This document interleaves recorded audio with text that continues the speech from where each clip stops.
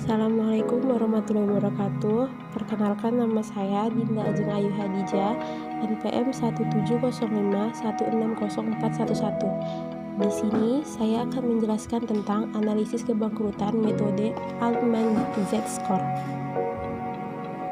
Sebelum kita masuk kepada inti pembahasan, kita harus lebih mengetahui dulu apa itu pengertian dari kebangkrutan. Kebangkrutan merupakan kondisi di mana perusahaan tidak mampu lagi untuk melunasi kewajibannya. Kondisi ini biasanya tidak muncul begitu saja di perusahaan. Ada indikasi awal yang menunjukkan bahwa perusahaan itu mengalami kebangkrutan.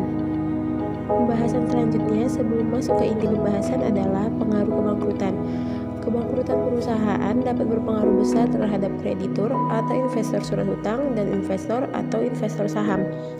Kreditur sangat peduli tentang tingkat kebangkrutan perusahaan dengan investasi pada surat hutang. Ada kemungkinan utang tidak terbayar.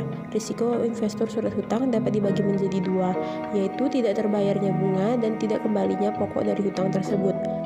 Kemudian, pada investor mengalami risiko lebih tinggi, mengingat mereka mempunyai klaim residual, yaitu lebih akhir dari kreditur.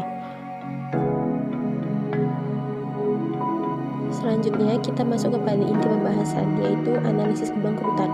Analisis kebangkrutan merupakan analisis yang dapat membantu perusahaan untuk mengantisipasi kemungkinan perusahaan akan mengalami kebangkrutan yang disebabkan oleh masalah keuangan.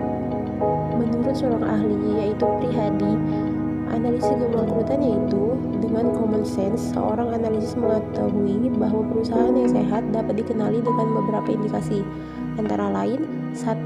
Laba yang tinggi, 2. Likuiditas yang memadai, 3. Utang yang tidak membebani, dan 4. Arus kas yang sehat.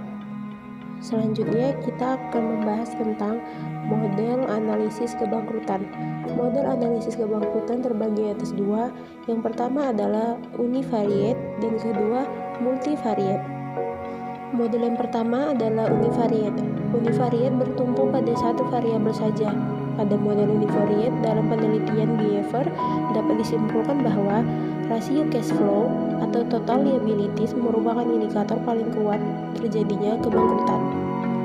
Model yang berikutnya adalah model multivariate. Model multivariate ini ada menggunakan rasio yang paling kuat untuk memprediksi kebangkrutan mempunyai urutan sebagai berikut. Yang pertama, rasio likuiditas. Yang kedua adalah rasio solvabilitas. Yang ketiga, rasio profitabilitas. Dan yang keempat, rasio aktivitas.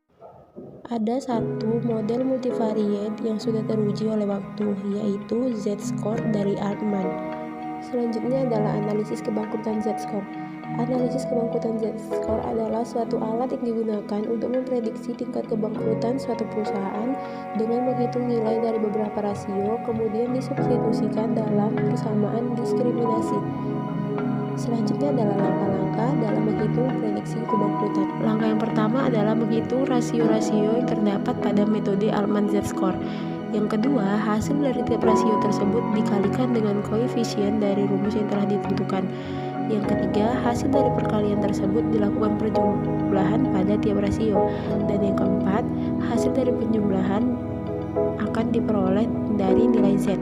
Dan yang kelima, setelah diperoleh nilai Z, maka tentukan nilai Z dengan kriteria yang ada pada metode Altman Z-score. Selanjutnya adalah rumus dari metode Z-score, yaitu Z sama dengan 1,2 kali X1 ditambah 1,4 kali X2 ditambah 3,3 kali X3 ditambah 0,6 kali X4 dan 1,0 kali X5. Ada dua faktor yang menyebabkan kebangkrutan. Yang pertama, faktor eksternal perusahaan. Contohnya, faktor politik, ekonomi, sosial, dan budaya, serta tingkat campur tangan pemerintah. Selanjutnya adalah faktor internal perusahaan. Faktor internal perusahaan mencakup seperti manajemen yang tidak efisien, hasil penjualan yang tidak memadai, kesalahan dalam menetapkan harga jual, struktur biaya, tingkat investasi, kekurangan modal kerja, sistem prosedur akuntansi, dan ketidakseimbangan dalam struktur permodalan.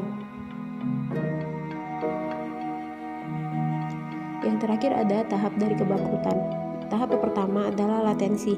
Latensi merupakan tahap dari return on asset suatu perusahaan akan mengalami penurunan. Yang kedua adalah shortage of cash, merupakan tahap kekurangan kas. Perusahaan tidak memiliki sumber daya kas yang cukup untuk memenuhi kewajiban perusahaan saat ini. Dan yang ketiga, financial distress, merupakan tahap kesulitan keuangan yang dapat dianggap sebagai keadaan keuangan darurat. Pada kondisi ini, perusahaan sudah mendekati kebangkrutan. Yang terakhir adalah bankruptcy, merupakan tahap dari kebangkrutan.